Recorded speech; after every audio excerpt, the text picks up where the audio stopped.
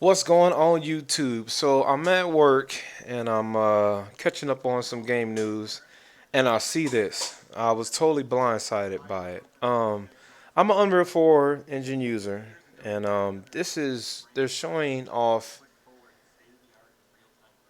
yeah, state-of-the-art real-time graphics from Unreal Engine 5, and it blew me away. And I'm pretty sure others is gonna have this video up, and you're gonna be able to see it 1,000 times, but I also want to give my input on it as a daily user.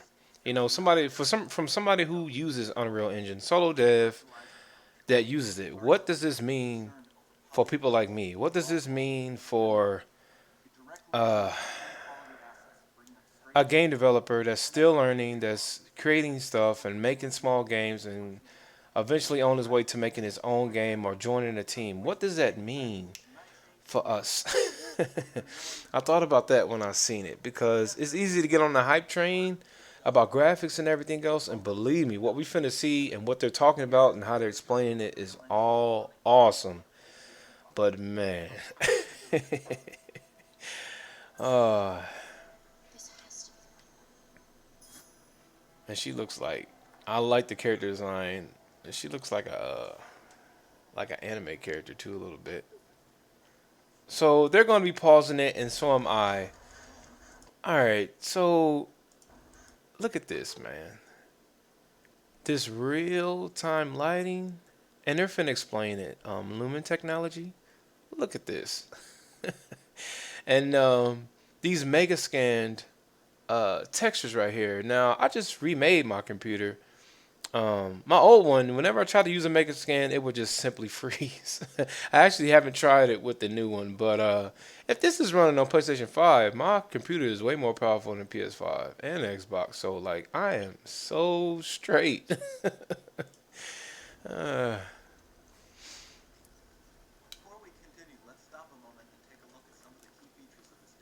man.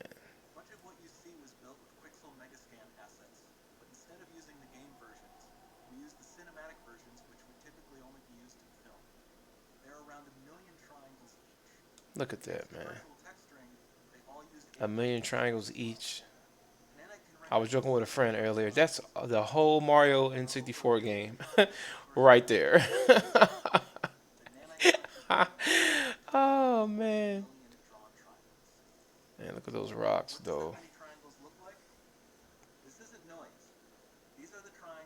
Yeah, man, look at that.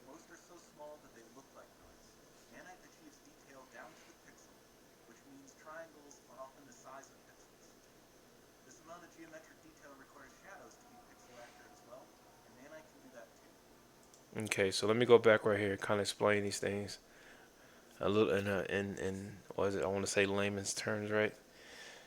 Okay, so basically what he is saying, okay, there's something called polygons, right? All these, you see these like heat scan looking lines, all this that you see is polygons, man. Like in this one image right here, there's a million of polygons set right here in this one area. And this whole entire area has a bunch of polygons. And the key thing is for me is that there is no slowdown. That's what I like. I'm a more of a, I love performance. I love seeing a high quality game run buttery smooth, man. I absolutely love it. And I mean, look at this. In engine 2 at that, this is all in engine. Okay? You can do this in Unreal Engine 4. You can pause it and go right into your game and see how it look. It's wow.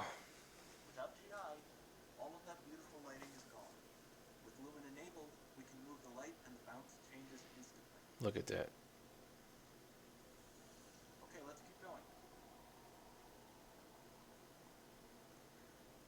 They glow when she goes into the light and out of the light. Man, man.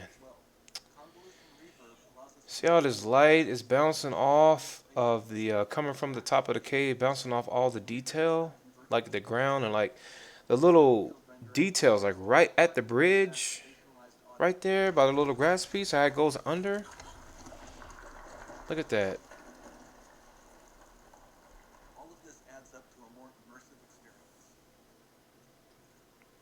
All these games gotta have this. I'm putting one of these in my game. Actually, two of them.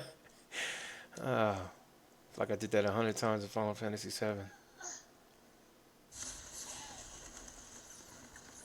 This swarm of bats was created with a Niagara effect system.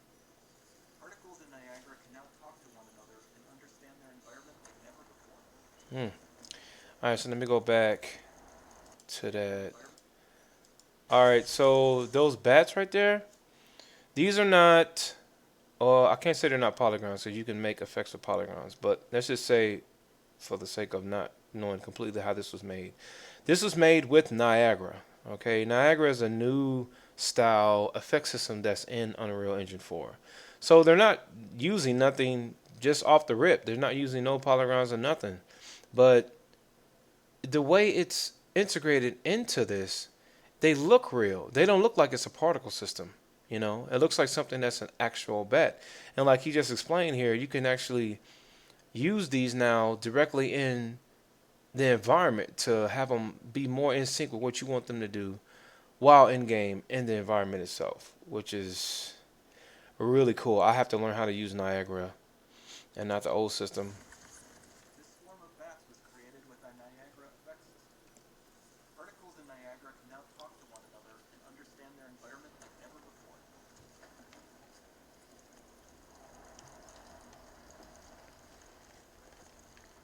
We've also added a ton of new functionality to run fluid simulations like you see in the water below. See, man, like stuff like that, man. Like they're basically telling you, like you don't have to. You still have to do some work, of course, but a lot of this stuff is so easily integrated now, man. That's for any developer, man. That's golden. So much time is saved. Here we are using it to accurately simulate the rigid bodies of falling rocks and the cloth of her scarf. Look at that lighting.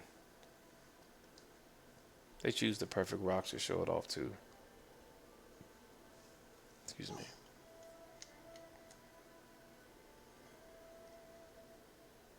Her hair. I think they nailed the hair looking Now that the environment is so Paragon. we've needed to greatly improve our animation systems to adapt.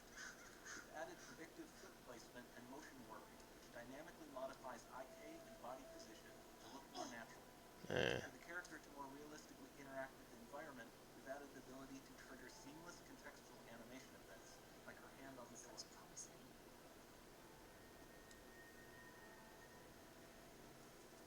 Dynamic TI is amazing, not just for speeding up iteration, but also for its impact on gameplay.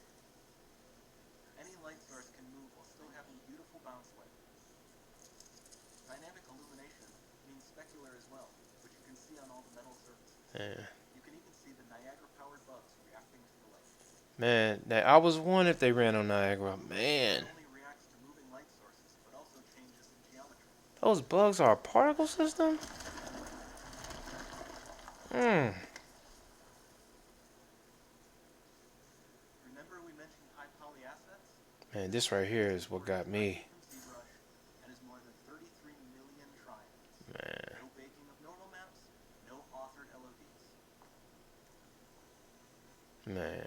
That's raw design right there. The raw More image. than a single statue. So when you on Instagram, you see all them different designs and artists and stuff, and they have all these high quality images. What that means is that they don't have to Billions lower the polygon count on the image. Just straight up get done with it and import it in Unreal. entire demo. And like he said, there's more than one of those. Look at that. Oh man. As a talent man, it's just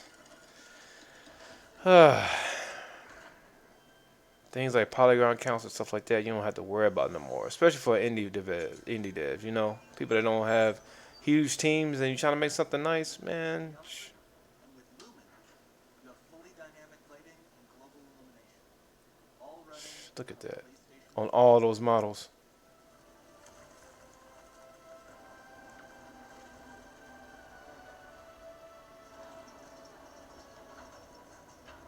Man, man.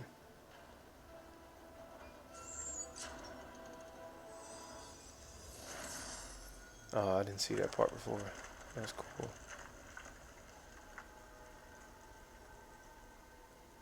Man, look at that. You see how it's running? That's what I'm talking about, man. That this smoothness. and stretching all the way to the horizon. And I'm gonna link a video to Digital Foundry's video because they talk about how like the stretching of the environments, how it's handling it. Man, because normally like an environment like that, you can hang it up. There's no way. What, you got some Spider-Man stuff going on? I wonder if they're gonna make this an actual game.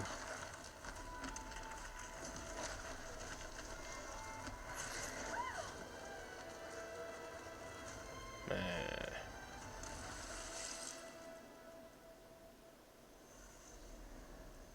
it looks fun though. Whatever this game is, if it's an actual game. It's time to see what's next.